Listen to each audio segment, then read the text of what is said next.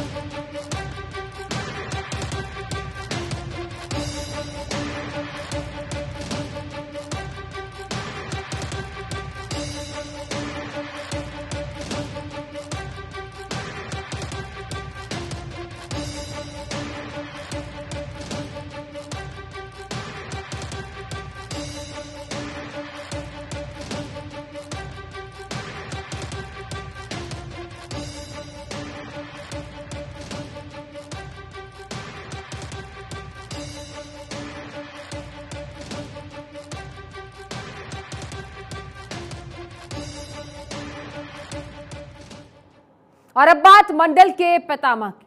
सत्ता पावर की चकाचौंध से दूर शरद का सादगी भरा जीवन, अहंकारी या बदले की राजनीति को पास फटकने तक नहीं दिया। भारत के 75 साल में मंडल राजनीति का फैसला शरद यादव का। अब मंडल राजनीति के पितामह के सभी पिछड़े नेताओं ने छल किया।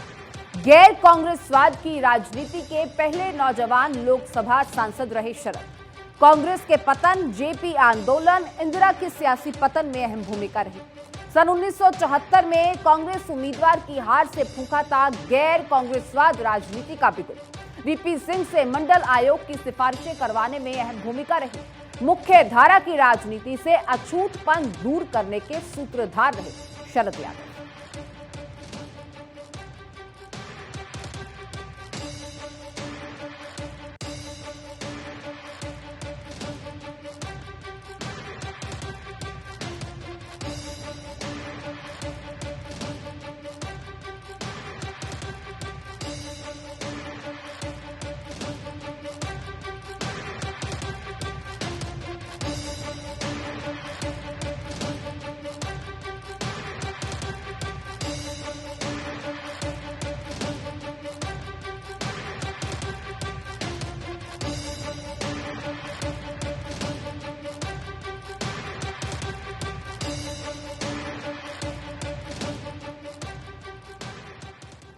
मंत्री ने करा दी सरकार की किरकिरी। प्रवासियों की नाराजगी के बाद किरकिरी की बात यहीं नहीं थमी, सरकार के लिए एक और किरकिरी जैसी बात हो गई। अब एक मंत्री के कारण सरकार की किरकिरी की अटकलें हैं। जानकार सूत्रों ने संकेत दिए, ग्लोबल इन्वेस्टर समिट में सरकार की ऐलान करने की मंशा थी। युवा दिवस पर युवा नीति के ऐलान की खबरें थी, लेकिन युवा नीति फाइनल नहीं होने से घोषणा अटकने के संकेत हैं। जिम्मेदारी के बावजूद मंत्री के युवा नीति नहीं बना पाने के संकेत हैं और आनंद फानन में तैयार ड्राफ्ट सरकार को नहीं आया पसंद। नीति का ऐलान नहीं होने को लेकर बीजेपी नेताओं में एक और चर्चा है। मंत्री के युवा नीति पर संगठन को विश्वास में नहीं लेने की चर्चा और युवा नीति को 1 महीने टाले जाने की चर्चा है। लेट लतीफी पर सवाल जवाब से पहले अब दूसरे मंत्री को सौंपा गया काम। अब यह मंत्री महोदय बीजेपी संगठन के पदाधिकारियों से बात कर रहे हैं।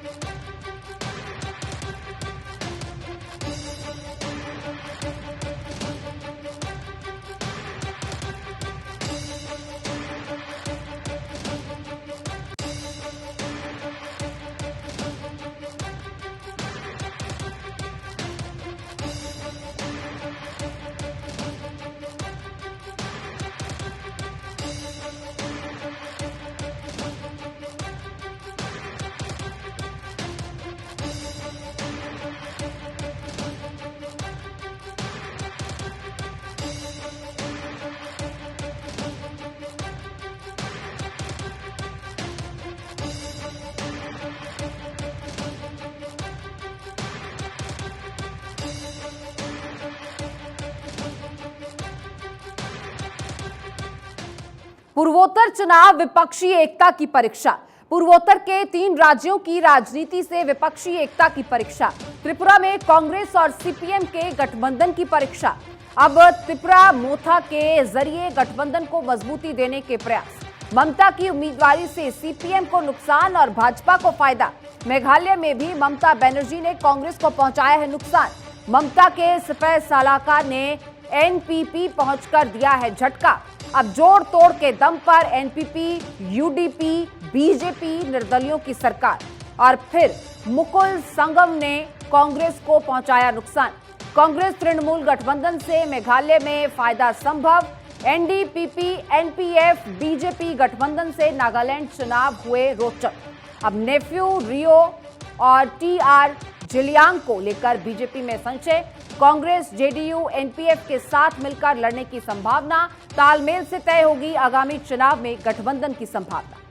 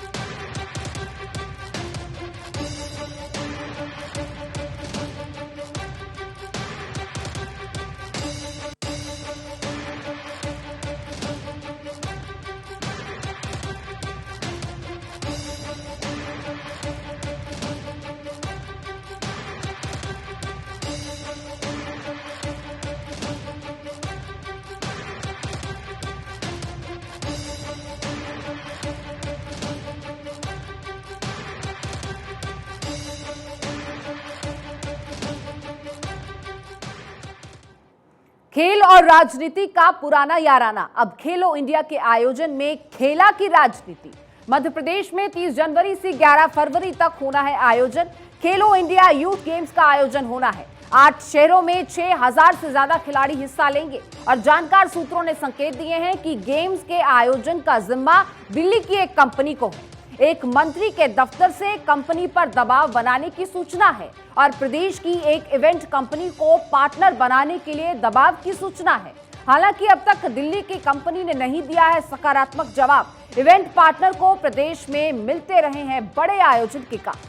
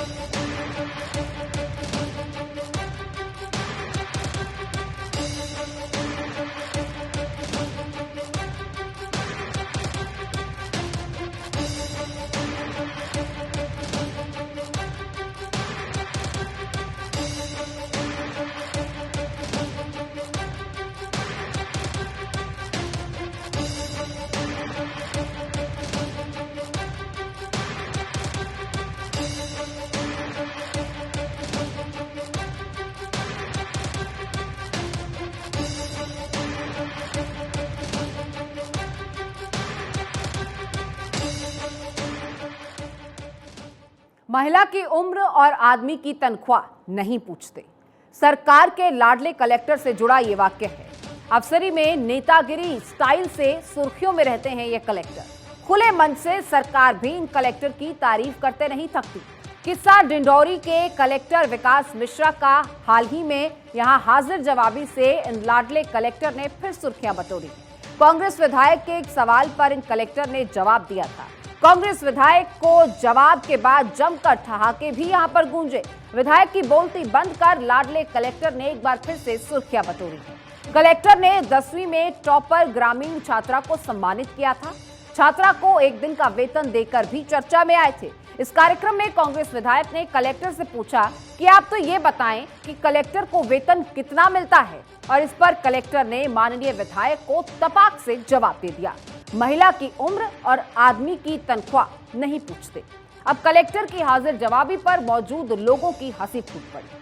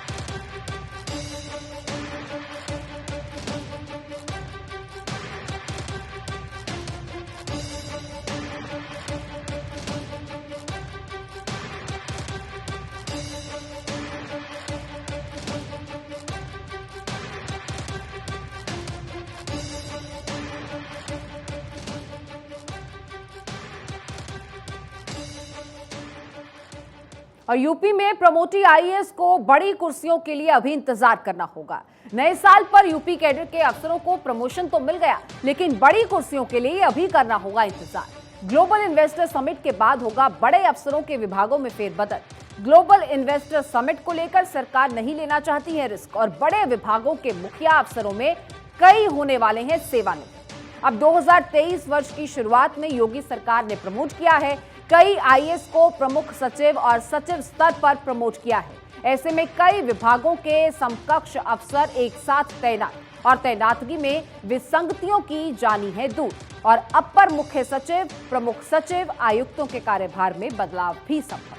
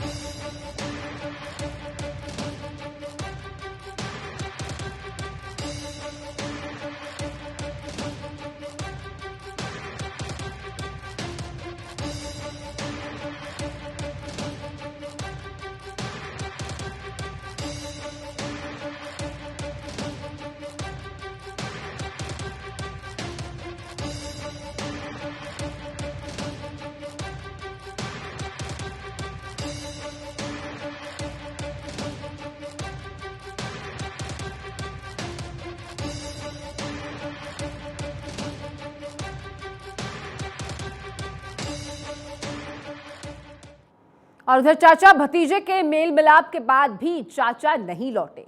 शिवपाल का समाजवादी मुख्यालय नहीं आना चर्चा का विषय। मैनपुरी लोकसभा उपचुनाव में एक साथ आए शिवपाल और अखिलेश। चुनावी परिणामों के बाद रिश्तों की दरार भरी गई। शिवपाल यादव की पार्टी का सपा में विलय हुआ। परिणामों के काफी दिनों बाद भी शिवपाल नहीं आए हैं सपा मुख्यालय, और शिवपाल यादव का सपा मुख्यालय नहीं आना चर्चा का विषय बना। सियासी गलियारों में दल तो मिले पर दिल न मिले की चर्चा है।